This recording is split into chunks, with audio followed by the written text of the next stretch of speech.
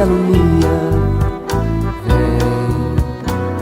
O Clube do Ouvinte RU Nossa Senhora de Guadalupe traz até você a Pastoral Social da Igreja. nos defende dos perigos, dos inimigos da vida. Vem, ó Deus, nos defender, nos proteger. Caros radiovintes da nossa RU, hoje vamos abordar um tema muito relevante no campo da doutrina social da Igreja, que são os direitos humanos.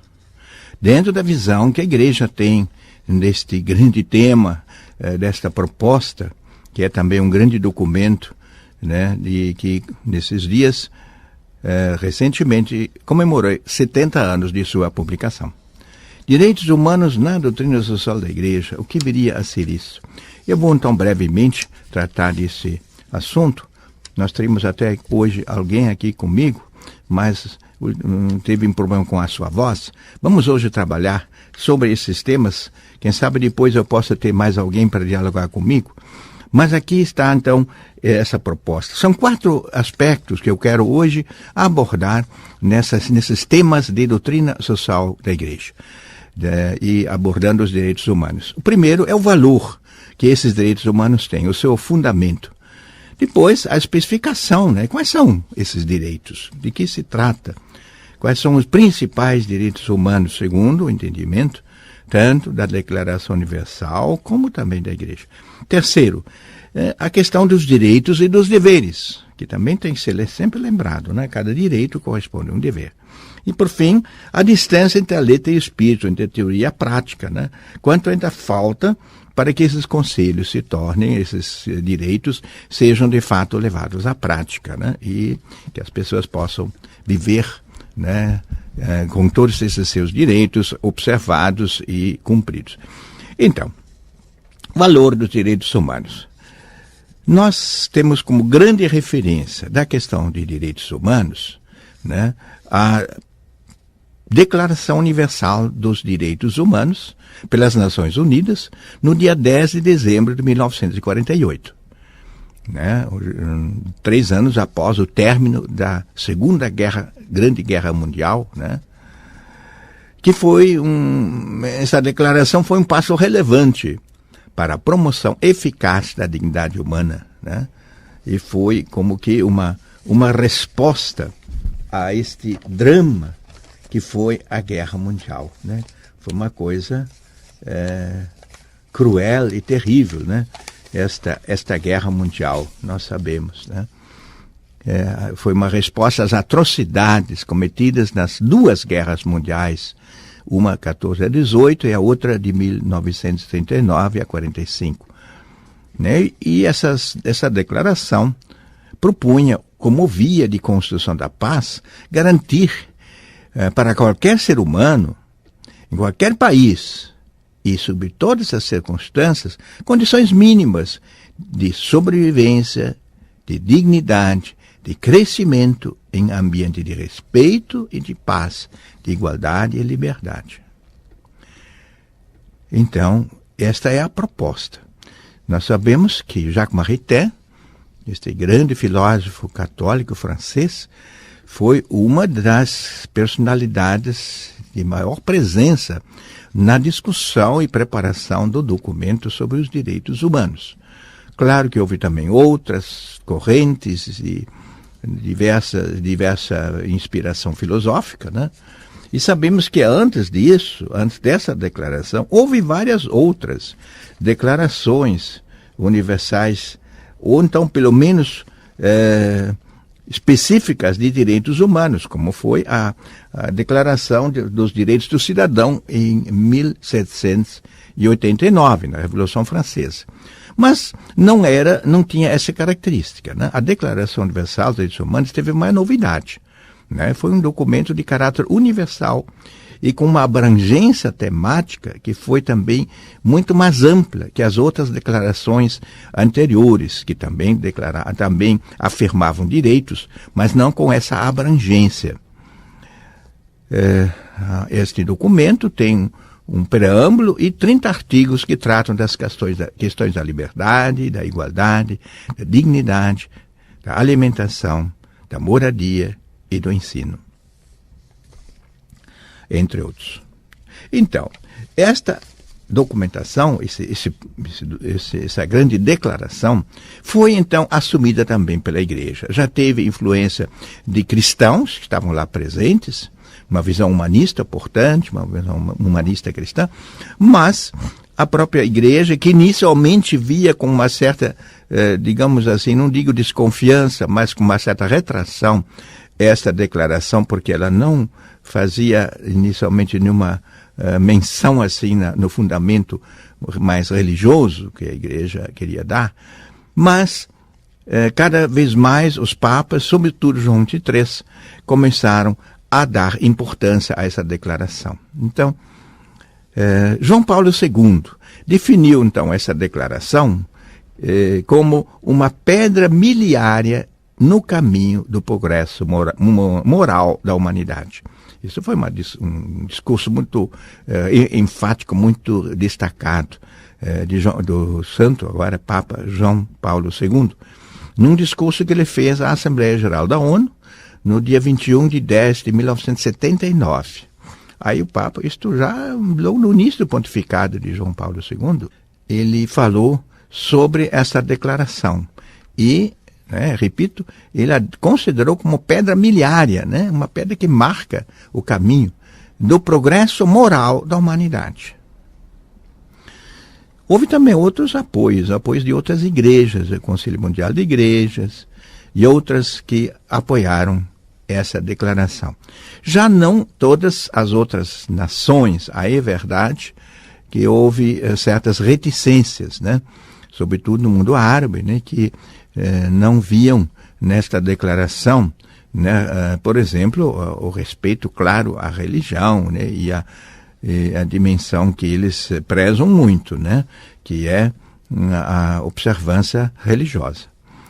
Os direitos humanos, então, são considerados, e nesse documento são definidos como universais, invioláveis, indivisíveis e inalienáveis. São essas 4 características que marcam esses direitos humanos. Universais, são aplicados a todos. Não tem ninguém que fique fora disso só por ser dessa ou daquela raça, dessa ou daquela cor, daquela origem. Não. Todas as pessoas humanas, pelo fato de serem criaturas humanas, têm esses direitos inerentes. E depois são invioláveis, isto é, ninguém pode tocar nesses, porque elas estão inerentes à pessoa. São indivisíveis, você não pode querer reconhecer só um direito e negar os outros, o direito à alimentação e moradia, e não reconhecer o direito ao trabalho, e ao respeito e a um justo salário, Então, isso tudo tem que vir junto, E são inalienáveis, não podem ser supressos por alguma declaração, alguma lei que de repente se impõe, por um governo autoritário, Isso tudo porque elas são inerentes ao próprio ser humano. E aí a Igreja acrescenta, eles são inerentes ao ser humano, que foi feito à imagem de Deus, que é a nossa suprema referência, que é o Espírito infinitamente perfeito e bom, e que nos faz participar da sua bondade, da sua liberdade, da sua beleza e da sua justiça. Então, esses direitos não são outorgados pelo Estado, pelos poderes públicos. A quem cabe reconhecê-los, possibilitar o seu exercício e regular também esse exercício. Então, a primeira coisa é reconhecer. Então, muito bem, todos têm esses direitos. E também como fazer com que as pessoas tenham acesso. Por exemplo, na extrema pobreza, muitos desses direitos passam a estar ameaçados. Então, o Estado precisa ver uma forma de socorrer nessas situações de necessidades.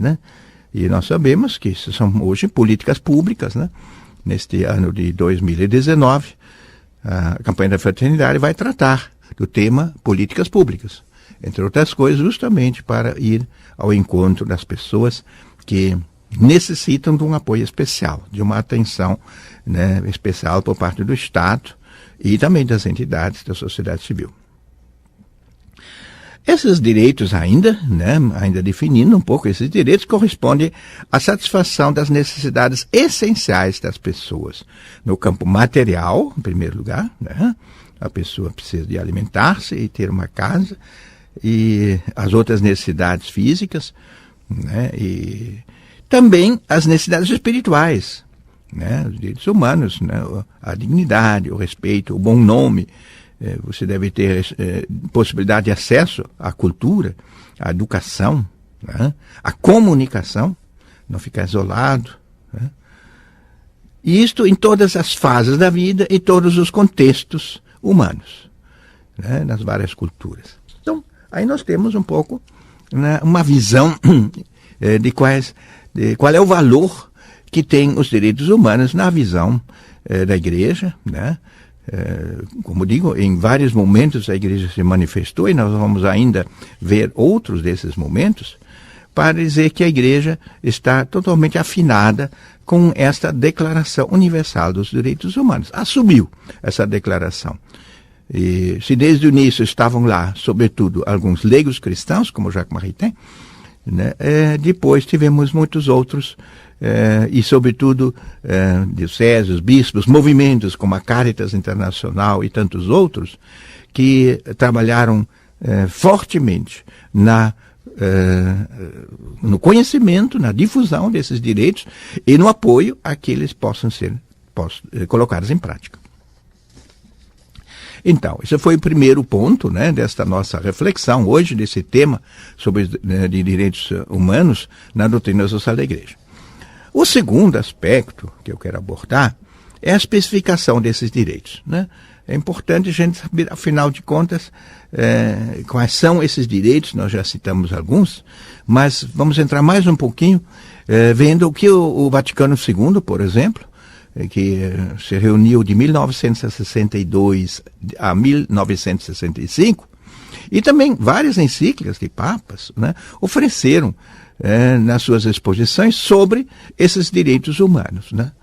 Assim, por exemplo, né, João Paulo II, na centésimos anos, no ano de 1991, sintetizou esses direitos num elenco, onde ele diz quais são esses direitos fundamentais. Então, o primeiro direito essencial, fundamental, direito humano de todos, é o direito à vida. Eu tenho direito até a nascer. Tu não pode tirar a vida do nascituro. Daí a proibição, né, e o veto que a Igreja põe a todas as tentativas de legalizar o aborto, né? O aborto espontâneo acontece, até legislações permitem, em certos casos muito específicos, a realização do aborto, mas a Igreja foi sempre a favor, né, de se defender a vida, desde a sua concepção até a sua morte natural. Então, o direito à vida. Também por isso a Igreja é contra a pena de morte. De que alguns possam achar que, né, alguns bandidos não merecem viver, a Igreja sempre acha que há sempre uma chance de recuperar, deve-se oferecer essa chance, né? Por mais que as pessoas... Nós temos, claro, gente que vai estar preso por resto da vida, né? Claro que tem a progressão de pena, tem as possibilidades, porque sempre se acredita na regeneração das pessoas.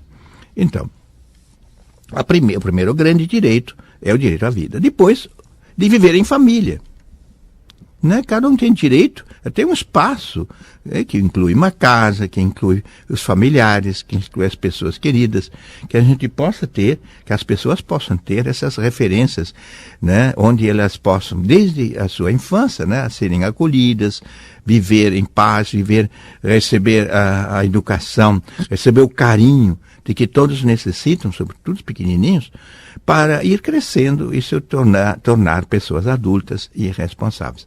Aprendendo, portanto, né, a conviver, a viver e a conviver, né?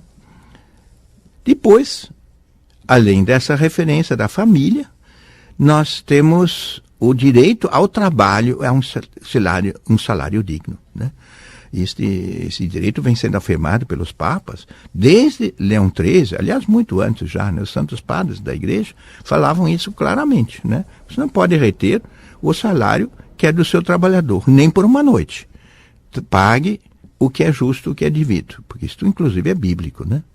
É Deus que manda, né, as pessoas que não retenham o salário do seu trabalhador, né? Isso é uma injustiça que clama ao céu.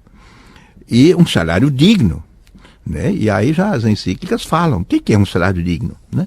Que dê para viver com dignidade para a pessoa que trabalha e a sua família. Então aí vem o direito ao salário familiar.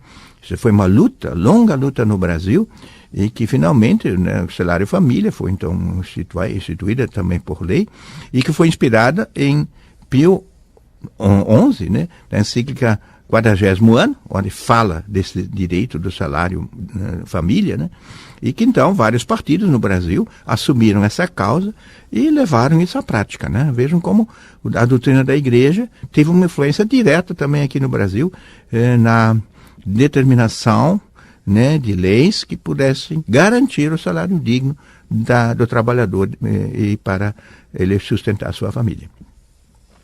Ainda, outro direito fundamental é a saúde, né? O direito à saúde é uma necessidade, é um direito, né? É uma aspiração de todos ter uma vida saudável, né? E aqueles que não têm saúde possam ter assistência médica, né, e também terapêutica necessária para poder recuperar essa saúde, ou pelo menos conviver com a sua doença, né, de uma forma que lhe permita ainda ter uma dignidade de vida, né, e de sentir-se, afinal, parte e sentir-se bem e acolhido dentro da sua família, dentro da comunidade. Então, a questão da saúde é fundamental. No Brasil, claro, nós temos o SUS, foi uma grande conquista, que também foi resultado, né, da declaração desses direitos, o direito à saúde, na última Constituição, de 1988, e que estabeleceu esse sistema único de saúde pública, e que, de fato, em muitos lugares funciona bastante bem, e, graças a Deus, trouxe um grande avanço para a saúde pública no Brasil. Claro que tem todas essas deficiências que nós conhecemos, né? A gente vê aí na televisão, às vezes, essas situações tristes, né, calamitosas até, de algumas áreas onde faltam recursos, né, onde há uma negligência, né, e pessoas ficam esperando horas e horas nas filas, umas ficam esperando meses a fio para uma cirurgia e no fim acabam morrendo antes que possam realizar essa cirurgia. Então, essas são as falhas e as deficiências, mas devemos reconhecer também que muito de bom se faz, né, com o SUS. Aqui, na cidade de Pelotas, né, nós sabemos que há um trabalho muito destacado e elogiado de várias instituições, de vários hospitais, começar pelo nosso Hospital Universitário São Francisco de Paula, né, que ele só faz 62% dos atendimentos do SUS de toda essa região. Isso é um trabalho maravilhoso, isto é elogiável, isso é uma coisa que dignifica, né, uma instituição e uma universidade como a nossa, a Universidade Católica, que tem lá no Hospital Universitário São Francisco de Paula o seu hospital escola, para a formação de médicos e enfermeiros, né, que lá fazem as suas práticas também, né? E atendem todo esse povo, um povo carente, um povo necessitado de mais atendimento de saúde. E é um hospital regional, né? Vem gente também de outros lugares aqui, de toda a região, né, de Pelotas. Por fim, temos ainda o direito à moradia, né? Esse, então, é um problema muito sério, porque, afinal de contas, não é tão fácil realizar esse direito, né? Claro, tem aqueles que têm a sua casinha, né, receberam até, né, dos seus pais, ou conseguiram comprar a sua casa, seja num plano, né, pessoal, assim, financiado, seja também essas moradias públicas, né, ou moradias, né, Minha Casa Minha Vida, com subsídios do Estado, que possibilitam a compra a um preço bem módico, né, de uma moradia própria da população mais simples, né, com menos recursos, né. Então a moradia é um outro direito, é um espaço, um lugar para a pessoa viver a sua privacidade, a família viver juntos, para ter garantia, para ter paz no fim do trabalho, no fim do dia, possam se recolher, possam conviver. É o espaço, né, da convivência familiar, sobretudo, né, a moradia na sua própria casa, seja casa própria, seja também casa alugada, mas um espaço que é só deles, né, onde eles possam também receber as pessoas, né, e sentir-se bem. E ainda o direito à educação. Então esse é um outro. Saúde e educação são os dois grandes direitos sociais que precisam ser zelados e cuidados, e nos quais o Estado tem que investir, né? Nós sabemos como é importante que a educação seja proporcionada, sobretudo, né, nos níveis mais fundamentais, né, e já na pré-escola, né, no ensino fundamental e no ensino médio, né? E, por fim, a liberdade, né? É um outro direito. A liberdade também é a liberdade religiosa, né? É um outro direito, né? E nós sabemos que em muitos países há muita opressão, né? Até ditaduras, limitações nessa liberdade que às vezes chegam à violência, né? Como temos hoje alguns países na América Latina que sofrem essa situação, né? Uma delas, né, é a Venezuela. Nós sabemos que é um país onde há restrições à liberdade dos cidadãos, perseguição aos opositores, assim também em Nicarágua, né? Em outro país também muito, onde há... Mas há também outros países onde, mesmo sob a capa, né, da liberdade, se impõem restrições às pessoas, né, às vezes injustificadas. E, por fim, né, eu volto a acentuar o direito à vida, né, desde a concepção até o seu fim natural, né, que é o direito básico de todos eles, né. Sem eles nós não temos nenhum outro acesso a nenhum dos outros direitos, porque ele é básico e condiciona o exercício de qualquer outro direito, né. Se eu tenho vida e uma vida saudável, né, claro, a saúde vem junto com esta questão de eu ter vida, mas uma vida também em plenitude, todo o resto depois se segue, que possa trabalhar, que possa ter uma casa, que possa ter uma moradia, que possa ter educação, possa me comunicar. E ainda quero lembrar que há também a dimensão terceira dos direitos e deveres, né? Nós sabemos que todos nós temos direitos, é importante lutar por eles. Mas não devemos esquecer que também há deveres. O cidadão, né, a primeira coisa que devíamos lembrar, a cada direito que eu tenho corresponde um dever. Um dever da minha parte de respeitar esse direito, né, no outro, né? E do Estado de zelar, né, pelo cumprimento desses direitos, né? A cada direito corresponde um dever no próprio sujeito, assim como no conjunto da sociedade, né? Ao direito natural de uma pessoa corresponde o dever dos demais de respeitar esse direito, né? Isso é uma necessidade, né? E há uma contradição na afirmação de direitos sem uma correspondente, uma correlativa responsabilidade, né? Aí nós temos, né, até uma palavra muito importante de um sociólogo que esteve aqui em Pelotas recentemente, faz alguns meses, né, Boaventura de Sousa Santos, um professor de Coimbra, né, Portugal, e ele, numas entrevistas, escutei, fiquei muito bem impressionado ao ouvir isso. Nós temos uma Declaração Universal dos Direitos Humanos. Não temos uma Declaração Universal dos Deveres Humanos. Isto faz falta.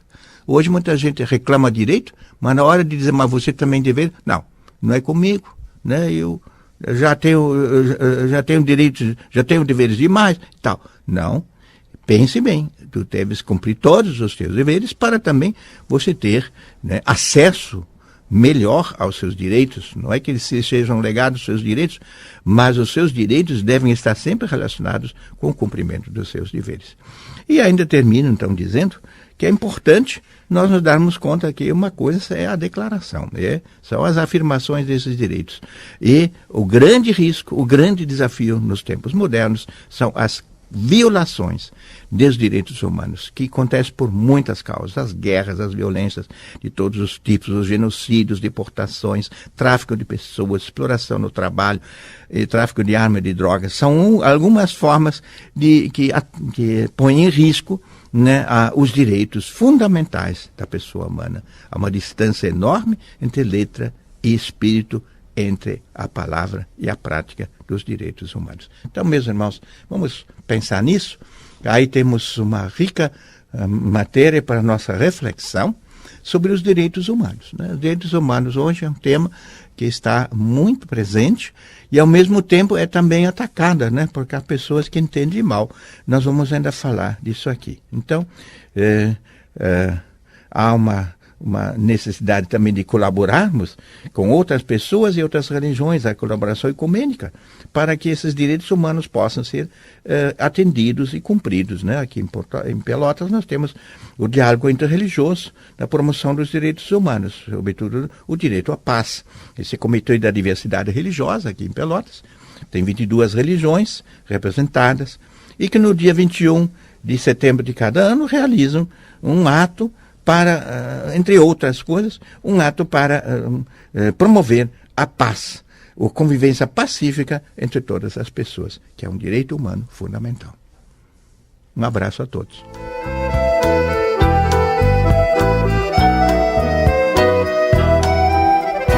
Luz na frente, paz na guia, Deus que me alumia. Seja um missionário da evangelização. Participe do Clube do Ouvinte. Um oferecimento Rádio Universidade, uma emissora da Arquidiocese de Pelotas. Dos inimigos da vida, vem, ó Deus, nos defender, nos proteger. Vem.